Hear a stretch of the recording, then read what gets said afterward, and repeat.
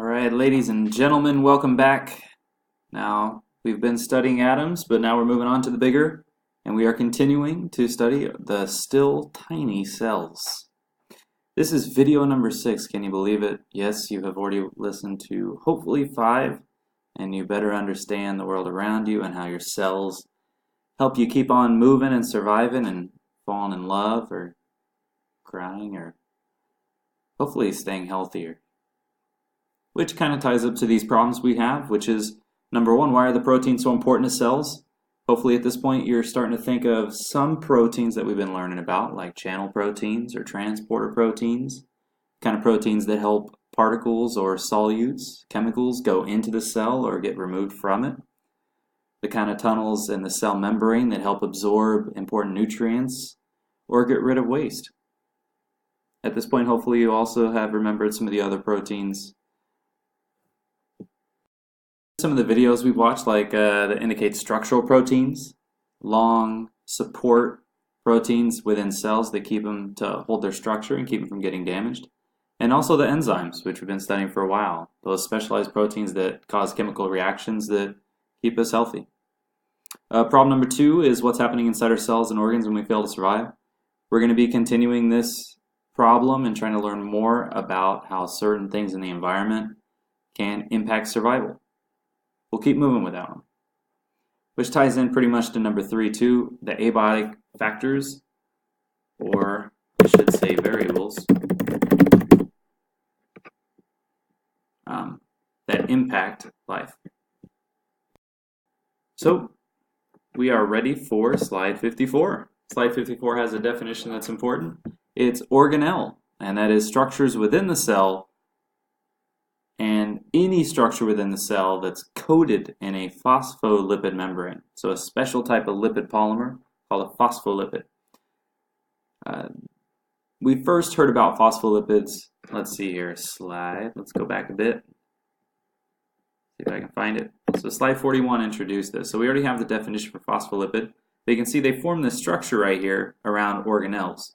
So it makes the outer coating of a cell, but these phospholipids, these polymers here, which are pretty much just made up of carbon, hydrogen, and oxygen, when they bond a certain way, right, they make these phospholipids, and they coat our cell, but they also coat the internal structures called organelles right here. So you can see every one of these structures, the nucleus, the endoplasmic reticulum, the Golgi Apparatus, they all are coated in this special type of lipid called a phospholipid.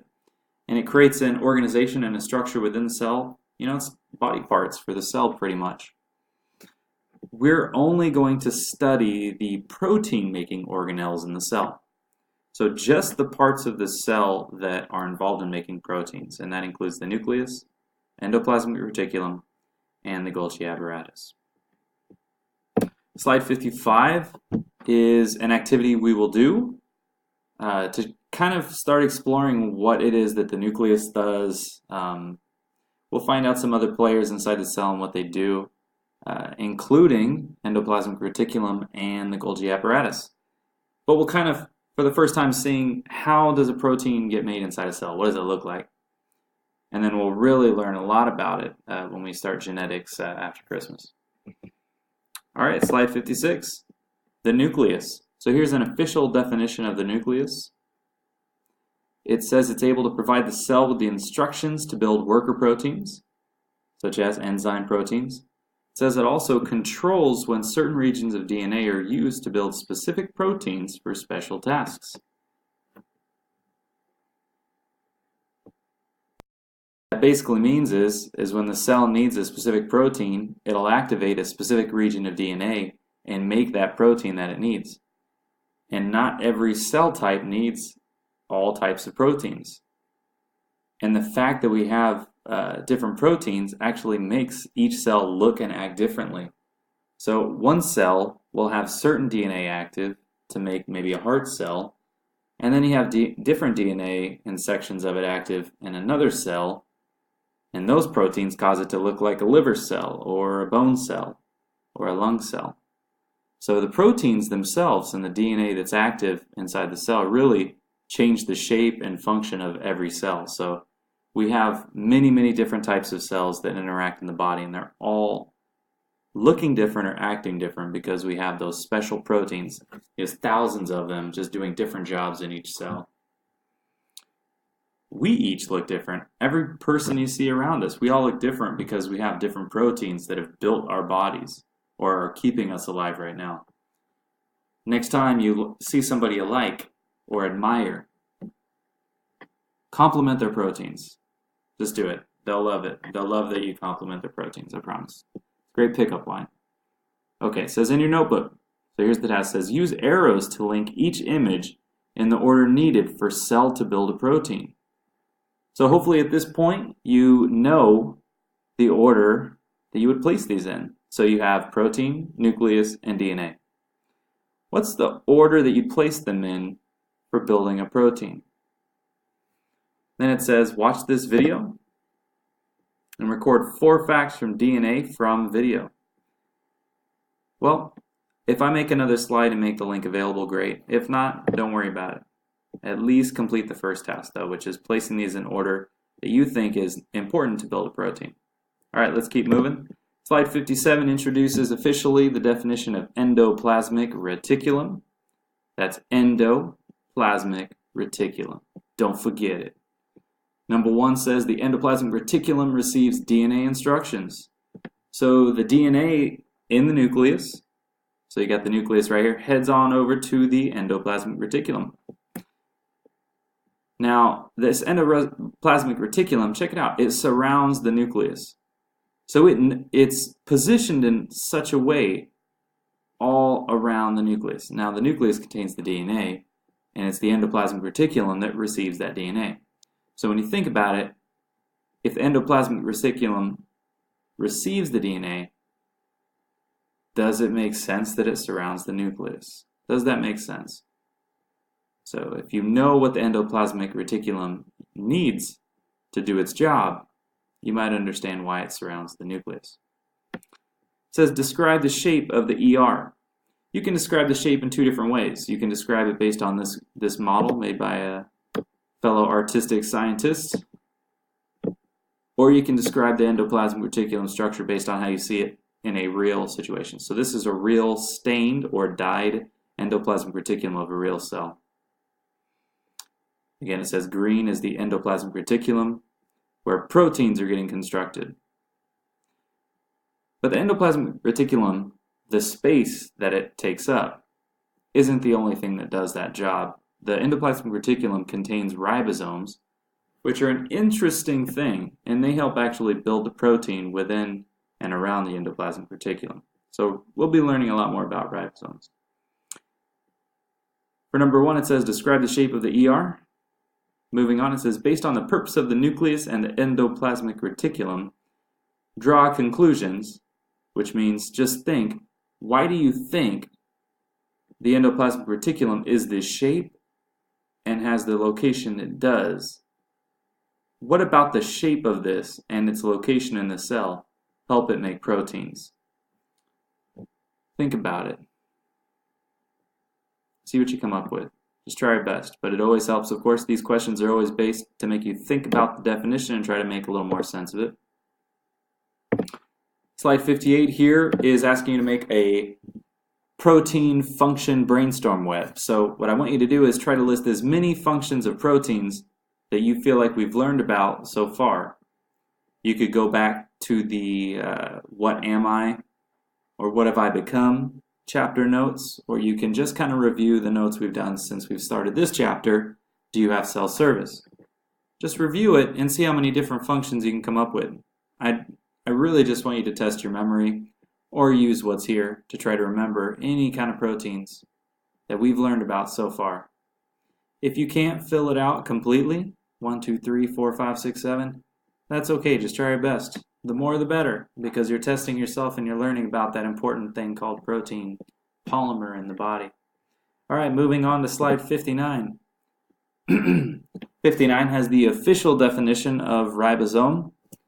It is, or the ribosome is, involved in the translation of DNA into making enzymes or other proteins.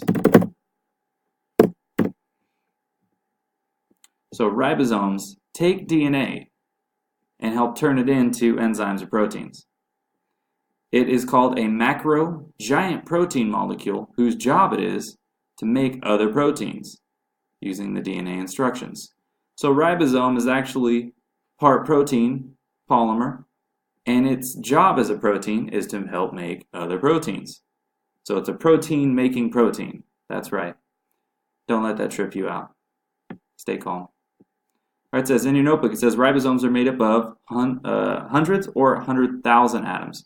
So based on a macro or giant protein molecule, do you think it's made up of 100 atoms, or do you think it would be made close to more of like 100,000 atoms? What do you think? Just estimate. So number one in your notebook, and then number two it says, let's see here. All right, for now, since all we have is the videos available, I'll go ahead and pause on clicking on the link since we can't do that in the video. But what I will say is, just go from 1 to question 3. It says, during puberty, parts of DNA are turned on to make proteins that help your body develop and mature. It says, so for 3, let's answer these ones. It says, list 4 ways humans change in puberty. And that could be behaviorally, the way we think and act, or physically, how we appear. And then number 2 is, write 2 sentences that connect puberty to ribosomes reading DNA. Another way of thinking about this one is connecting puberty to proteins in the body. So what I'd like you to do for this one, to write your 2 sentences, is just do a little research. Just Google puberty and protein and see what comes up. Or puberty and protein production. Or puberty and hormones. Or just Google search something like this and see what you come up with. All right, and then just write it a couple sentences down, just as some research. Just learn a little more about proteins and how they're involved in puberty. All right, let's keep moving. Slide 60 is the Golgi Apparatus, and we have our official definition right here. It doesn't look as typical as usual, but it says it receives proteins built by ribosomes in the endoplasmic reticulum. So the nucleus releases the DNA. Then you have the endoplasmic reticulum, receives the DNA, and with the help of ribosomes, help produce proteins. Once those proteins are produced, they appear to then go on to this purple section called the Golgi Apparatus. It says they add extra packaging to the proteins that help it to be delivered to a region where it can do work for cells or organisms. So just because a protein is made in a specific cell doesn't mean it doesn't end up getting shipped off to somewhere else. In fact, many times the body will produce certain types of hormones, and they're released from one area and travel through the blood to a distant cell in another part of the body that affect how you act, feel, grow, develop, everything. How you respond to a situation, or maybe puberty itself. So just because a particular cell makes a protein doesn't mean it stays in the cell to help it. It might take off and go on an adventure to interact with another cell, whether it be a messenger or to just help the body in a more distant location. All right, it says in your notebook, observe the Golgi Apparatus. So you have an image here of the Golgi Apparatus, and here's another model of the Golgi Apparatus. It said interpret its characteristics as a lipid. So we know lipids, one type of lipid is just oil like we use to cook with. What makes, just based on the picture here, and the way it looks here, how could you compare it to this lipid here? So how does it look similar in appearance? So if you were a scientist and you were looking at this, you might already guess that it's made up of a lipid just because you already know what oil looks like. So how do they look similar? And just describe it in your own words. How does drops of oil look similar to the lipids that make the Golgi Apparatus? How is that similar? And it says fill in the blanks. You got a word bank. Word bank. It says you have to put these words in order, in the right order. So what comes first? Nucleus, endoplasmic reticulum, or Golgi Apparatus. So you just place them in the right order. Then you have another word bank right here. Place these words in the right order. Packaged protein, shipped, DNA and protein. And then right here it says, what parts of the body do you think receive proteins during puberty? So just make a hypothesis here. All right, good luck. And that wraps up our last notes.